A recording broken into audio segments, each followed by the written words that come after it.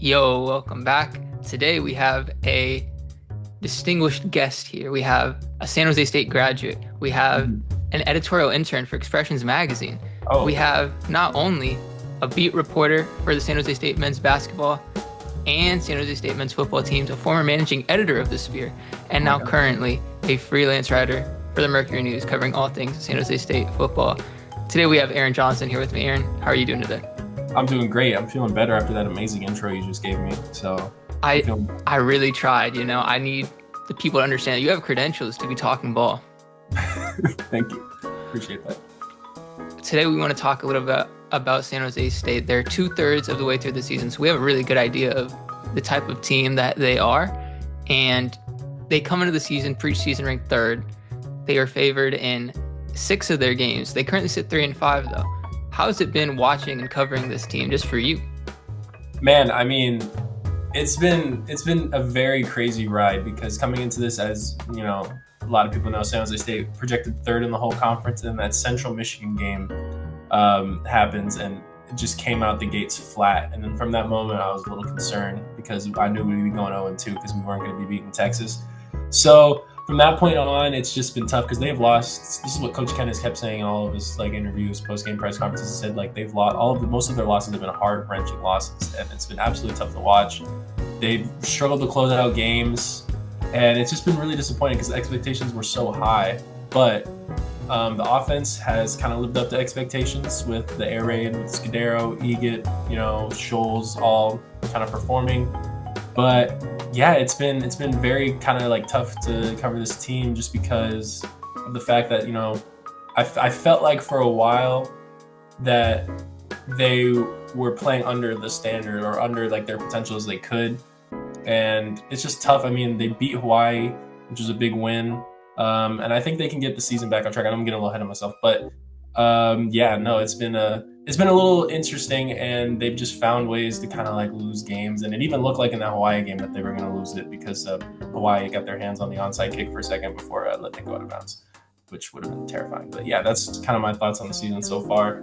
It was Yeah. following a similar script, like you were saying, like it was kind of going down that road that too many fans are familiar with. And I don't want to jump too far ahead either, but there's a realistic chance this team still does end up third in the conference. Obviously, that's not a conference championship appearance, but do you think it'd be satisfying if they went out?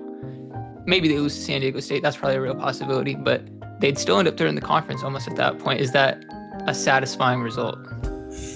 Man, I don't know because everyone was talking we were seeing lots of projections. There was one, I forget who it was. There was some voter, college football voter, who said San Jose State would make a college football playoff appearance. And then there was expectations that coming into the season, the goal was to win the conference, and then it just coming out so flat at the beginning of the season, starting 1-3, and then we still haven't won a game on the road. I just feel like this team's potential was there, and I think at this point of the season, finishing third in the conference, I think would be, I think that'd be satisfactory. And I think at the beginning of the year, I think that would have been maybe a little bit of a letdown, but kind of on par with the course. So I'd say it'd be satisfactory, but I just, the hype around this team preseason was they would accomplish, I felt like they would accomplish a bit more than that. But at this point in the season, they have the talent, they have the pieces there, they can piece it back to third. So We can talk about maybe some of the brighter spots of this team. Walker Egit definitely being one of them. He starts out the year, and that first game was really tough to watch, that Central Michigan game. It was 3 turnovers in the first 4 drives.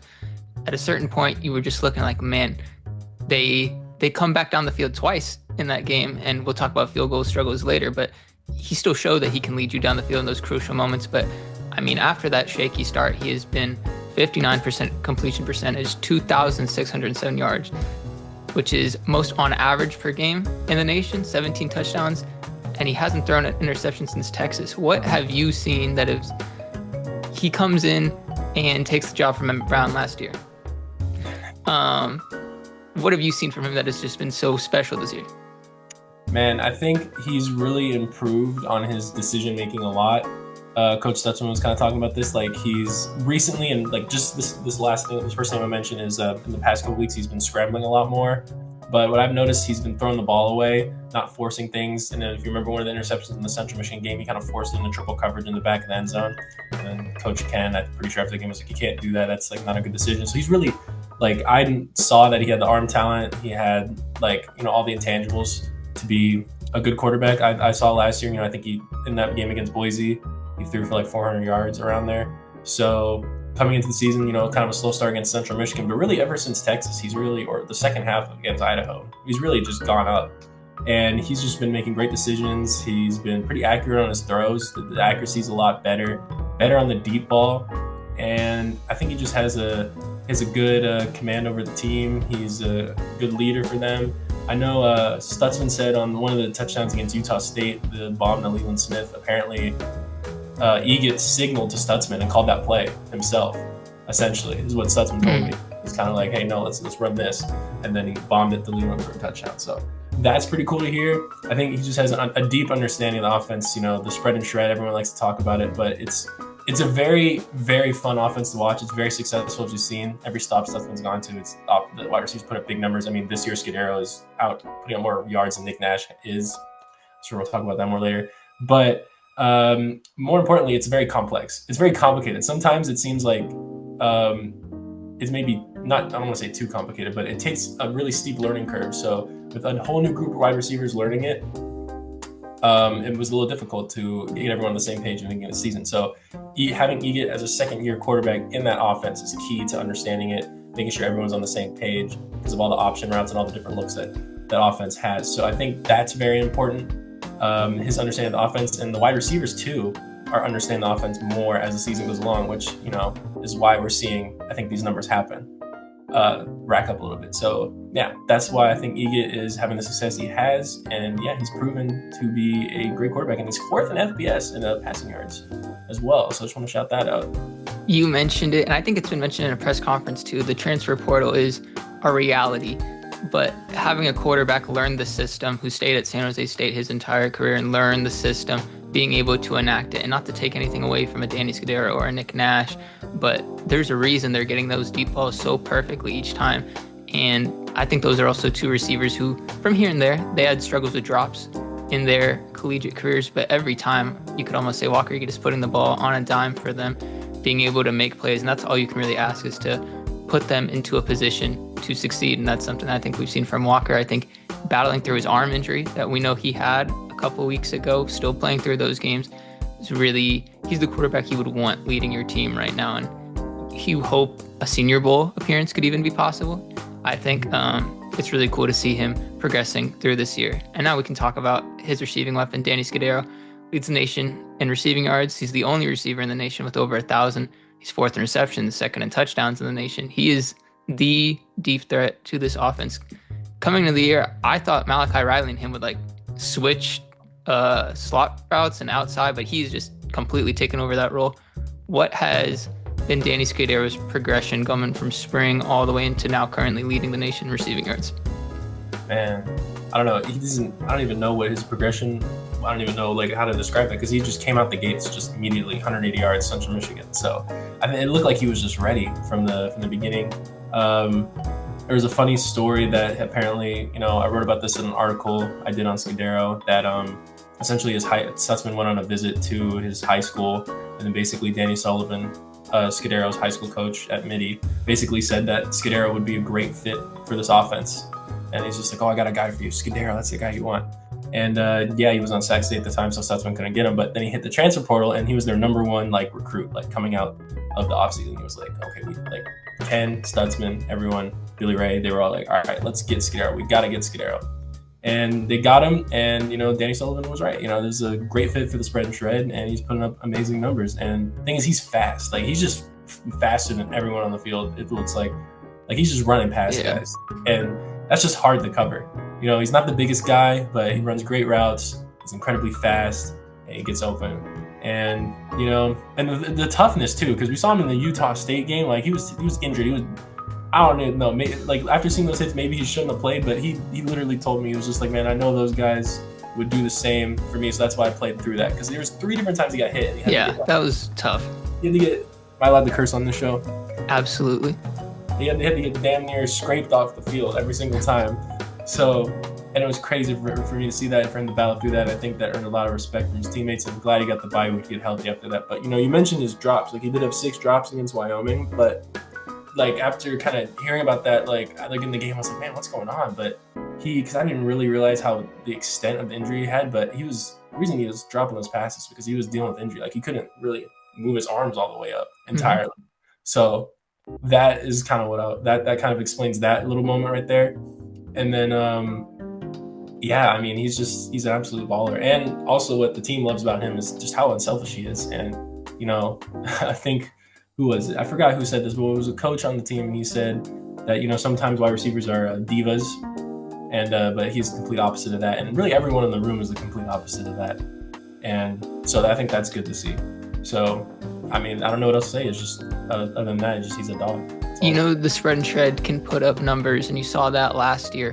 But the contrast with Nick Nash is he was just a big body guy, and you knew he could go deep, but he really was more of like an in route, a slant route kind of guy, and he would do it all after the catch. Danny Scudero really just takes the top off of the defense, and you hit him every time. I think I saw something that he has already more than 16 catches over 20 yards, and no one else has had 18 in the last 10 years, something like that. Like, he just takes the top off the defense, and they're going against Air Force this coming week, which has, I believe, the second worst passing defense in the country, only to one San Jose State, which we can talk about a little bit later.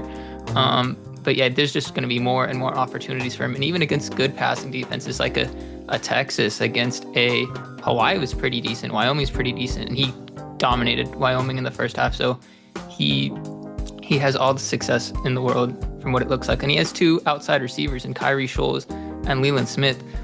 Leland Smith never comes off of the field, just like ever. And Kyrie Scholes, I don't think many people really expected him to be playing this much. And now he is 55th in the nation in receiving yards, which for a number 2 receiver, that might be number 1.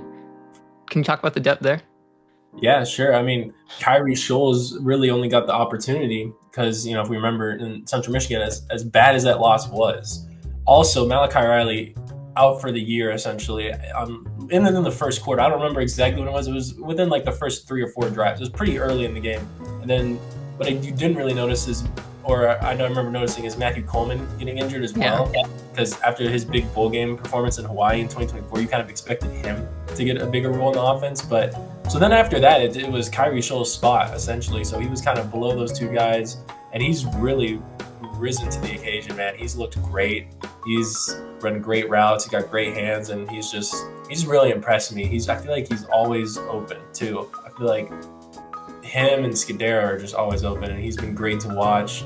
And really, it goes to show just the depth of that room, because also you got Leland as well, who's honestly, he's got great physical tools. To me, he kind of looks like an NFL receiver already. Like, he just he's really impressed me too. There's some drops he has to work on for sure, but he's made some spectacular catches which have not been called catches, but they very much impressed me. Like, there's a couple in Utah State could have been a touchdown. There's one against Texas that just could have been a completion. We pinned against the guy's helmet. That was incredible. He's really impressed me. He's a really good piece. Then also Jackson Kanan too. I know it's not the wide receiver room. He's had some great games, and they got depth. I mean, they had Tuli Tagovailoa having to come in, play some games. He's looked good in his time, and they got Cooper Hoke out there who comes in, good blocking wide receiver. He's done good too. He's when the ball's his way, he's made some big catches. So yeah, dealing with 2 injuries to Coleman and then Riley. Really, like, we've seen the depth of this room. We've seen Kyrie Scholes take advantage of that, and Coleman's back now. He's good, but I feel like he's lost with how good Kyrie Scholes has been. Like, he's kind of lost like a chance to get a ton of reps, which is unfortunate. But he's a good piece too that we have. You mentioned it. I feel like Kyrie Scholes, you just see him take a little out route, and he's somehow always open. I know in the wide receiver room, at least in the spread and shed, you have a lot of options for yourself to run routes. If you read a defense a certain way, you can get open if that's how you communicate with the quarterback and get open. But it feels like Kyrie Scholes is always open on that little curl out route to the sideline. And it just, like you said, it really opens up the offense. 2 games they've had more than 500 total yards of offense. 1 game they've had more than 600 total yards of offense. Yeah. And you mentioned a lot of the passing game, but there's obviously the run game as well. Yes. And to start the year, you did not you were a little bit more optimistic, but you didn't see a lot out of it. And then Jabari Bates pops onto the scene in week 2 against Texas. He continues that steam against Idaho, where it looked like in the first half they potentially would lose to Idaho. But Jabari Bates, I would say, almost single-handedly brought them back into that game. And then he goes down. And now we have 2 underclassmen as the lead backs of this team. The offensive line's been flowing. What have you seen out of the running game through this year? Oh my God, it's been like ever since Lamar Radcliffe got a bigger chance, ever since Steve Chavez Soto broke out, man, it's been like the missing piece of this offense. Because you remember against the Stanford game, Stutzman caught 1 run in the first half. Oh my. 0-yard gain to Floyd Chalk, and they were just like, oh fuck it, we're just gonna bomb it now. which technically it worked. Yeah. It worked out in that game. So yeah, so it adds an extra dimension, because Coach Ken has also mentioned this too. He's like, man, I don't want to be known as like just the fluff team that just passes it all the time. We need some physical runners, and that's exactly what they have. They call Chavez Soto Baby Scataboo in the locker room, and like I kind of see the similarities a little bit. Like, he's a very physical runner. He runs over people. He's a big kid, and Lamar Radcliffe's even bigger too, bigger, fast. And they're both looking great, and they're looking like the 1-2 punch that we needed. And the crazy thing about Chavez Soto was he was literally scout team the week before New Mexico when he broke out. And then number 34, our running back Teu, he goes down. Teu. Yeah, he goes down on his first career carry. He gets absolutely rough. But then Steve Chavez Soto comes in, and he just gets a touchdown, 2 big carries, and then it's really been just his spot ever since then. And he's really impressed me, just coming in ready, true freshman. I mean, Coach Ken said this, but I agree. Like, what a find for that offense. I mean, it's really helped round out that offense, because before it kind of felt one-dimensional. Like, Egan's gonna have, like, I forgot the times he threw it against Stanford. It was in 58. It had to be in the 50s, yeah.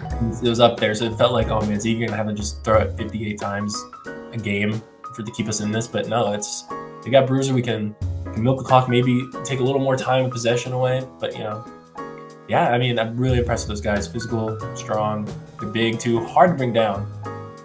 I think that's kind of I don't think either of them are considered burners, Like, if I had a random DB from the Mountain West, and one of those running backs, I think the DB normally catches them, but they just truck whoever's in their way, like Steve Chavez Soto did last game, and take the ball, 86 yards, something crazy.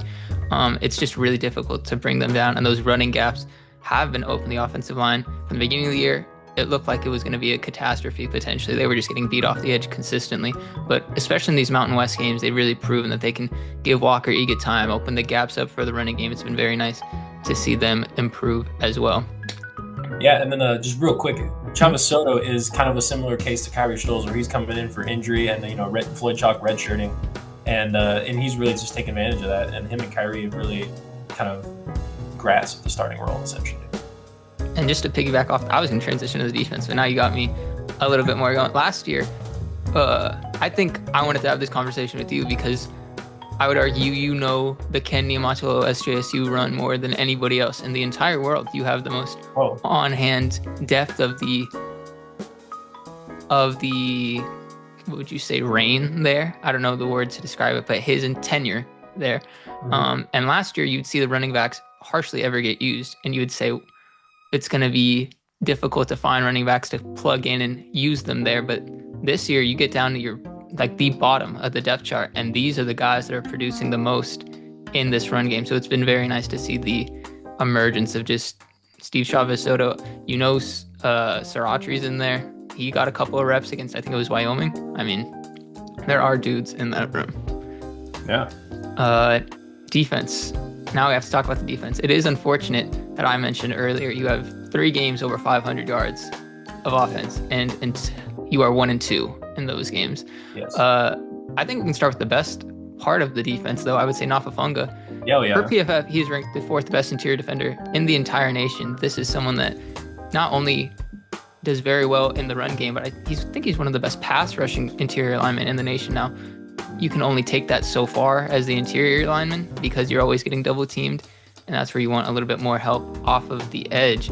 Team defense points per game this year, they're giving up 30.4 a game, which is 111th in the nation. Last year, they gave up 27.5, which is only a field goal difference, but they were 84th, and it really shows the difference. You could see it in the record, really, that field goal difference coming out. There's really hasn't been that many injuries to this defense. And the one game there were injuries. New Mexico, they won. What has gone wrong with this defense, if you could say the word wrong? I mean, from someone who's just, watching and doesn't know like the intricacies of like actually what's going on and everything, like in terms of like play-to-play calls and like everything, it just looks like miscommunications in the secondary at like the worst possible times, and like giving up chunk plays in like the worst possible times. Like if we go back to that Stanford game, we have him at 4th and 10, or they have him at 4th and 10, and then Ben Branson on 4th and 10 throws like a 35-yard pass to a wide open Caden High, and then he takes that down the field, and we all know what happens after that. Or giving up just big screen passes, and of course against Utah State there was a big 70-yard touchdown catch, and then there was a 60-something yard catch to Jackson Harris of Hawaii in the Hawaii game. That was a coverage breakdown. And then, just the big plays, and then just not getting off the field at the right time. Because remember that Hawaii game, just the defense looked pretty good in the beginning of the game. Like they looked pretty solid. Like there were a lot of 3-and-outs in there. A lot of 3-and-outs. There was 4 3-and-outs. I was keeping track because that was gonna be a big part of my story. But then in the fourth quarter, they, for whatever reason, the defense just not played that well in the second half, and I don't have a reason for that. I don't know, but I feel like they just need to. That's been a big emphasis with Derek Odom and Ken and Niumatalolo have talked about. Is just playing with confidence. They need to see the kids play with confidence. Like that's what they want. And like, sure, they give up a big play, you got to respond, because I feel like they give up a big play and then it's just big play after big play, and they keep it going. But yeah, when it came down to it, the lone turnover that the Spartans defense forced against Hawaii was actually the difference in the game, because the offense went down and scored. So at the end of the day, they did enough to win, but they, I think everyone in the defense will tell you that they could play a little bit better, not individually necessarily in certain cases, but as a group, they could play better. So I think the biggest thing is just closing games up, because I've seen good things. Like Jordan Pollard's been flying all over the field. Jaws made some nice plays. Afafanga's great at the D-line. The interior D-line, our run defense is actually pretty good. So it's just the passing defense in the secondary, just miscommunications, breakdowns. That's what really hurt the team. And not only that, but just at like horrible moments, like moments where it's like you can't afford to have that. It's about like the game against Stanford. The run defense, 37th in the nation. They are doing pretty damn well there. But as we mentioned earlier, the passing defense is dead last in the nation. 311 yards allowed per game, and that's against the Stanford. We're going to see Air Force this upcoming week, which will be very interesting because they are a run-heavy team. But if you have the option to throw it, I mean, you might as well. You mentioned the one turnover, and you mentioned the man who forced it, Jordan Pollard. I think he really is the spark plug to a lot of these wins. I think last week he was running out there like a man with fire on his head. He was really forcing a lot of those plays. I think his other game that really stuck out to me was Wyoming. Now, you lose that game, but you should have won that game, period. And I think a lot of that comes down to tackling, especially in that game, which is something that has been a little lackluster, is falling through on those tackling plays. It was that Wyoming game. Yeah, the final touchdown was the running back that I think he broke like 9 tackles on the way to the end zone in that final play. If Jordan Pollard came into the year, Mountain West first team, you had maybe lofty expectations for him to be able to put the defense on his back in some games. You just haven't been calling his name, I think, as much as you would like to. But if these final 4 games, you see a lot of him being able to really carry that defense like he did last week, I think a undefeated streak will move on in these final 4 games. Last week, you also saw Jalen Boehner get benched for Caleb Presley. You mentioned that long touchdown for Jackson Harris. He had a pretty damn good game as well. Do you anticipate maybe switching up those cornerbacks to end the season? I'm not sure. I asked Derek Odom about it. He just said, Caleb did some good things. He wanted him to get out there, and then we could see that, because I don't Caleb. He played pretty decently, but I think he also gave up a deep touchdown as well, if I'm not mistaken. They were hand fighting, but I mean, that's a battle you like to see him win. Yeah. So I mean, like he played a pretty decent game. So I think maybe you got to switch something up. I'm not really sure how that will play out for the defense, but I think we could see Caleb a little bit more, because he was a pretty highly touted prospect coming out of high school. So we could get him some reps here. It's tough to say, because you talk about, should we bench Caleb Presley for Jalen Boehner? And mind you, he only had so many opportunities. But I think the the one Caleb Presley moment that unfortunately sticks out the most is against Idaho. He allowed that long play that eventually gets run for a touchdown. I think Idaho was at like the 35 and they go all the way to the 2 because he had a miscommunication there. And it does come back to those miscommunications, unfortunately. But we will see how they fare against the 2 worst teams in the Mountain West coming up, Air Force and Nevada, then the best team in the Mountain West, San Diego State, and then your rivalry game in Fresno State. You would like complimentary football all around. And for the most part, that has happened. And then you get to the kicking game. To begin the year, man, they cannot make a kick. Just in no way, shape, or form could they make a kick. They switched kickers. That didn't work. They are now doing kicker by committee. How does Coach Ken think about this? How is it being received well? What is the story with these rotational kickers currently? So they use Dennis Lynch from the right hash, and they use Matthias Brown from the left hash, because Dennis Lynch, the left-footed kicker, and Matthias Brown, the right-footed kicker. And essentially, they went to that after Dennis Lynch, really struggled up the season, had a ton of missed field goals. But and then when they go to Matthias Brown, and he misses 2 field goals. But to be fair, the Matthias Brown field goals were like from 47. They're pretty damn long. I just want to point that out. They're pretty long. So he didn't really get the chip shots because Dennis Lynch, he's a great kid and everything like that. But he missed some under 30-yard field goals. So from Coach Ken's perspective, he's got to be like, we can't do that because we can't play the what if games. But because the team did not play up the offense did not play up the standard against Central Michigan. But we were still in position to win that game. Lynch had a chance to make a field goal to win the game. Twice technically, but I count the first one as a chance. I count the first one way more, yeah. Exactly. So it was like 33 yards, missed it. Got to make that, especially in that situation. End up losing. And that's tough. And then he misses 2 under 30-yard field goals against Stanford, which even if we give up that 4th and 10 pass to Caden High, they have to score and then get an onside kick. And instead they just score and they win the game. So they got to make some kicks. That's what Coach Ken kept saying. So now Matthias Brown get a chance. They didn't like what they saw from him, I guess. So now they're going Dennis Lynch from the right hash, Matthias Brown from the left hash. I've never seen this before, but so far the 2-kicker system is 100%. It has not missed. It has not missed. So, they got to do what they got to do. They're going by the numbers, is what Coach Ken said, just because Dennis Lynch told me that he was trying to work on his left hash kicks as one of his goals. So now they're just keeping him on the right, keeping him where they're comfortable, not trying to ask him too much. They're just going to do what you got to do. So, I like it at this point because, both kickers struggled at times. But, I think this might be the best move in the situation because it's not like you can just go recruit another. It's not like there's an NFL where there's free agents. You can't just go sign Eddie Pinheiro or something. You gotta work with what you got. So I like how you said in the Central Michigan game that you count the first one more, and that's why I really wanted a third outside voice in this one, only because they're in this call, only because like in that game I was watching with my family and my dad goes, well, if he didn't make the first one, what makes you think the second one's going to go? And that is completely valid criticism there because that one is significantly further and the first one did miss, so if something needs to be changed, which it has, and it works out, who am I to say it's a weird thing? Because if it works, it works. The remaining schedule, as I mentioned, the 2 worst teams in the Mountain West, Air Force, Nevada. Then you play the best team in San Diego against San Diego State, and you finish your year against Fresno for what will most likely be a bowl game appearance if you beat Fresno, assuming you beat the 2 worst teams in the Mountain West, and then assuming you lose to San Diego State. Fresno is for a bowl game. How do you envision the year ending? Well, I think best case scenario, like you said, well, not best case scenario, but what I envision the year ending is kind of exactly what you just said. I think this team is any chance, serious, which I think they are. And when I say serious, I mean seriously considering contending, going for a bowl game. You got to clean up against the 2 bottom teams, Air Force and Nevada, 2 teams that you weren't even projected to be near at the beginning of the season. This team has the talent to beat those 2 teams. Will they do it? I think they will. I think they'll beat those two teams. But they can, like you said, they can only afford 1 loss for the rest of the year if they want to make a bowl game.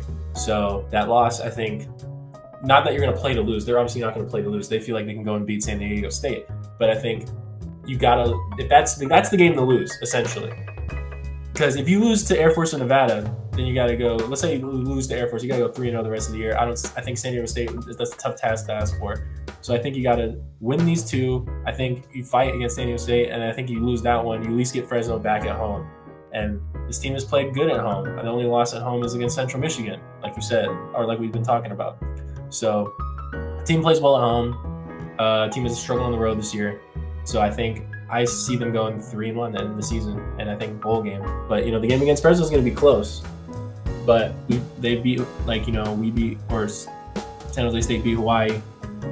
So yeah, I mean, I'm kind of talking in circles here, but that's essentially how I think the rest of the season is going to go. I think they have a good shot of going 3-1 and making 6-6 and making that bowl game. You have optimism even against San Diego State, who's one of the best defenses in the country, only because who has stopped this offense? No one has stopped this offense. No one has come close really to stopping this offense except themselves. Even against Texas, I mean, there were just drops, there were just miscommunications, missed field goals, and that there's no reason. Exactly. There's just no reason to expect anyone should stop them. And what's funny also is a slow game for them is 400 yards of offense, 350 yards of offense. So they should be in a position to win that game. It'll just come up to the defense there. But Fresno is also going to be difficult. Last year, you saw they were not ready. They just were not ready to play against Fresno. Mm-hmm. It'll be different this year on their home turf, especially to end the year. And I think if things play out like we say they do, they'd be 2-1. That game, it'll be for a bowl game. And it'll be an interesting bow tie to this present gifted season, because you start the year with high expectations and you come out slow. Now you're going to end the year with what should be a bowl game appearance, but will you be able to rise to the challenge and be able to win that? We've seen so far, unfortunately, the answer probably is no, because they haven't shown us that they can do it. We'll see how the end of the year goes. And after seeing this year, you saw the first year as well, and that's why I wanted to talk to you, is because you've been so close to the Ken Niumatalolo SJSU team for these past 2 years. What should the expectations be for next year?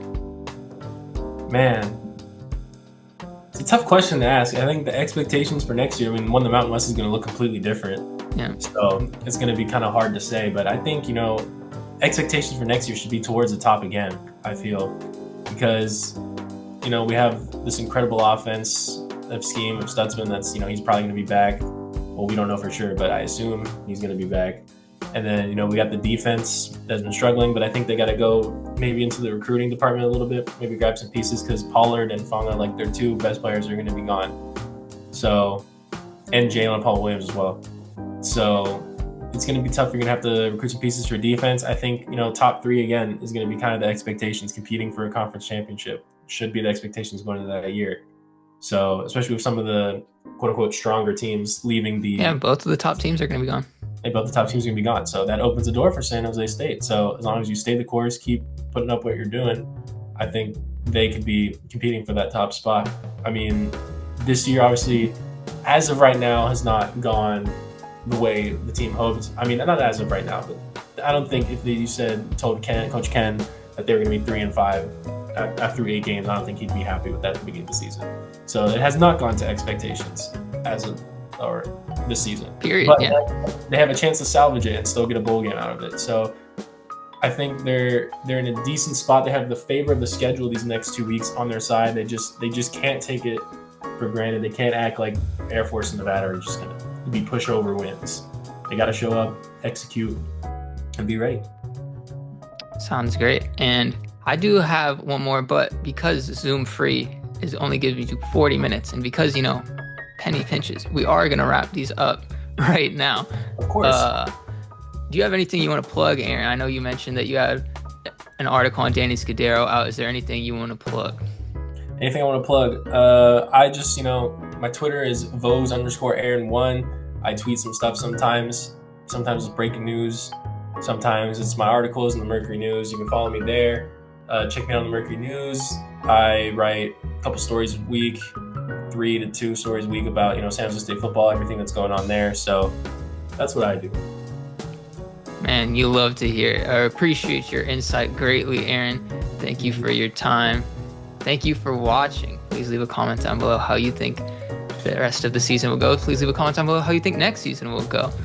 Thank you, Aaron, once again.